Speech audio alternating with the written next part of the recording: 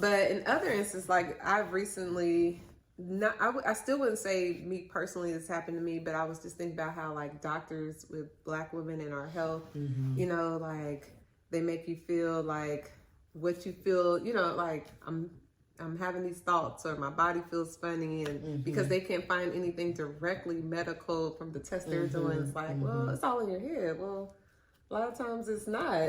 You know what I mean? Just keep digging until we get to this, because a normal, healthy person or whatever shouldn't be feeling this way. But I don't know, just a term to think of, and just to maybe think about when you're in your relationships. Are you being manipulated on purpose or unintentionally, or either or? But just think about, don't second guess yourself, especially because I feel like God has given us that inner thought to be like, no, this is going on. It's not just in my head. And maybe you can address it, because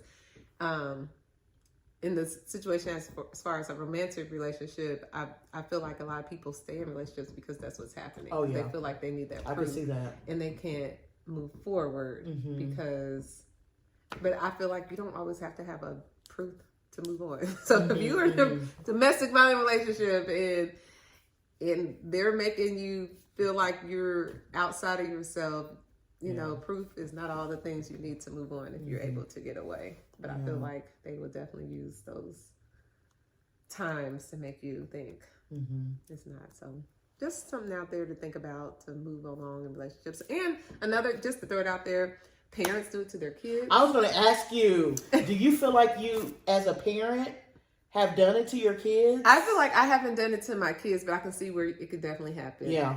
Yeah. And I feel like there's some situation where parents definitely do it. And it could be parents in the home. It could be a parent outside the home. I feel like it probably happens more with a parent outside the home. You know, one that's kind of absent, that kind of comes in and out, you know. And since I didn't get it clear, in one particular relationship of someone just like telling their child, well, I was there for you when he was younger. And you're like, when? Because you came to one activity? Yeah. Like, that's your reality. Right. But that's not my reality. Is you wasn't there. Yeah. Like, your reality, you think he was there because you videotaped one activity. Right. So. And I got that to prove it. Yeah. You know what I mean? So without disclosing, I won't go into detail, but it definitely happens in parent-child relationships as well. Yeah. I mean, I wonder if it's as simple as, you're not scared of that, or you didn't see a monster, or you know. But only thing, I guess I don't see how that would benefit me as a parent saying that. But it could, so maybe go sleep. I know I'm about to say that. And go sit down and be quiet. That's true. But you know what? It's interesting that you were saying that as far as like intuition. I was reading somewhere where, you know how you get the feeling of butterflies in your stomach, that one mom explained to her daughter, I think she was an adult child, that when you feel butterflies, that's red flags. I feel like it can be. I mean, because, you know, you're thinking, oh, I'm in a relationship. You know, he thinks I'm cute, I'm pretty, whatever. And I feel butterflies every time I'm around him. And she said that those are all like red flags. Like, you should not have to look for validation. I guess that's kind of like the butterflies are, oh my God, I don't know if he's going to think I'm pretty today. I don't know if he's going to, you know, think that what I did was smart or whatever. And so, but when he does, oh my God, he's the best or she's the best. So those butterflies, she taught her daughter that those are red flags and you shouldn't have butterflies. So I guess from a different perspective, I can see that being the case. But I was thinking that instead of red flags, maybe it is a yellow as caution to see, is it I'm seeking validation, or is it, do I feel, because sometimes like when you are nervous or unsure, that to me, I don't think it's always bad. Okay. Does that make sense? Yeah. So I see where she was going with that, but I feel like you follow that, but that gives you that moment to take that moment to check, like, why am I feeling that way? To discover what's making me feel a little, is this just because I'm anxious about it? Or is it really something to change it to a red flag? So I don't know. That's just a thought. Because I think about my son, who is kind of a cautious child, and he'll say, and it's not always bad, he'll be like, my stomach feels this is making my stomach feel whatever. I can't think of the way he says that. And it's not always in a bad situation. Sometimes he's just excited. And sometimes it is something that he's nervous. So that's why I would just, from a different perspective. I used to tell my kids that. I said, when you feel that tickle in your stomach, they're like, Mom, my stomach is tickling. And he would tell me, he was like, it's making me, and it's not always good, it's not always bad. So so maybe it's more of an awareness. Them understanding.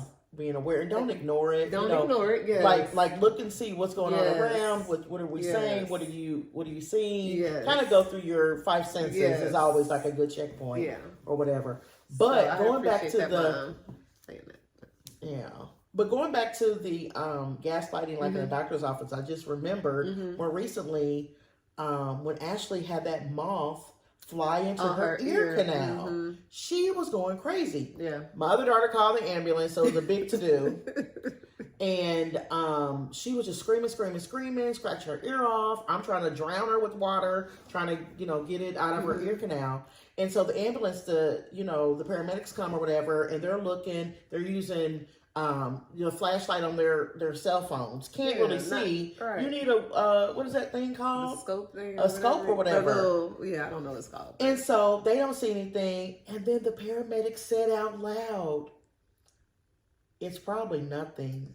It's probably just in her head." She knows something. And my daughter, she walked out of the room. I bet she did. And I know my daughter, and I said, I'm just going to take her, get her checked out. And because with her body language, she was just like, if my... Right. If we she just listened to that, we So we get to the ER, and it's just a big cahoot. It's she's making a scene. I mean, the only thing I can say what she looked like was what we see on television when we see drug addicts hitting themselves, scratching themselves or whatever. And I'm walking in, of course, I'm the calm mom, and I'm trying to talk and tell them ER is packed. And so there was one triage nurse that took pity on us. It was like, I'm not going to let her sit here for 3 hours with this, And so when they took her back, the initial nurses did not see anything. And my daughter was like, please do not say that. Please look again. Please, it's down there. And they let another nurse look, and the nurse saw it. I was like, thank God. Because she was not going to leave. But in that moment, she was advocating for herself. And I was there for backup. But I'm just like, she's like, please just get that little scope, look in there, look, she's like, I feel it. So when they finally got it out, it did not die until right before it came out because they drowned it with the solution. But it was still all that time flapping in her ears. And just her nerves. And when everything was said and done, she was just shivering. She was just in shock. And her adrenaline, I guess, coming down off that high, her body was just shaking. Can you imagine just sounds outside? How loud? Can you imagine it being in there? I know. Yeah, so I can. Ugh. Well, I'm glad she advocated for herself. I got a crazy story too, but I know we got to end this. But it's not really about gaslighting. But so me and Kevin used to watch one of our little cousins, Tony Sue. So she probably was about 3 or 4. We had been outside all day or whatever, and we came in. She's like, I got a bug in my hair. We was like, so she came to me and I'm like, oh, you don't got no bug in your hair.